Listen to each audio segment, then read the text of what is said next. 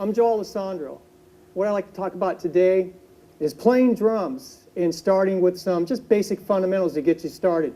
Now, the best way to actually take a rudiment or anything is to really start with just the grip of the stick first. So I wanted to go through a little bit and show you a little bit about just grip with the stick.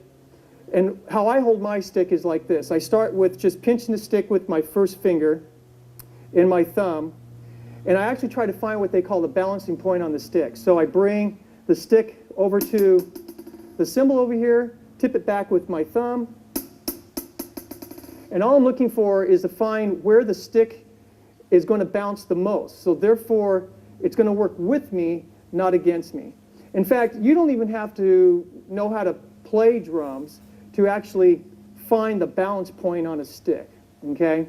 So if I hold the stick too far back, it doesn't want to do much for me. As I start to bring my hand up the stick starts to bounce back and forth. So check this out. I just said a second ago, you didn't even have to know how to really play drums to find the balance point on the stick. Watch, I'll let the stick is going to do all the work, okay? So I've got this balance point here.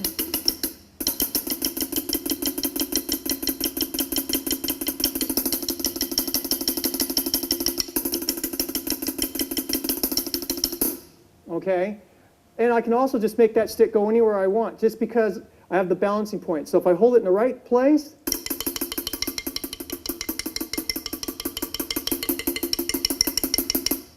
I can actually do anything I want with the stick. So that's the most important thing, is find the balance point, then hold that stick between your thumb and your first index finger. Form this fulcrum in between there. Make sure that your knuckle is pointing towards your shoulder in a straight line. And when you fire the stroke, think about aiming the tip of the stick towards your shoulder. Don't think about hitting the drum, but think about aiming it towards your shoulder. So therefore, you keep this straight line as you come up and then back down. Okay?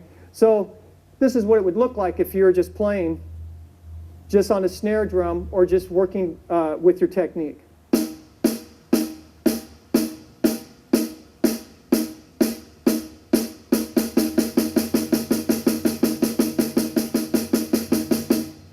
And what I'm trying to do, what I'm trying to accomplish is try to keep the roll as even as possible. So if I have a mirror that I can practice in front of, that would be great, because then I can see what I'm doing wrong.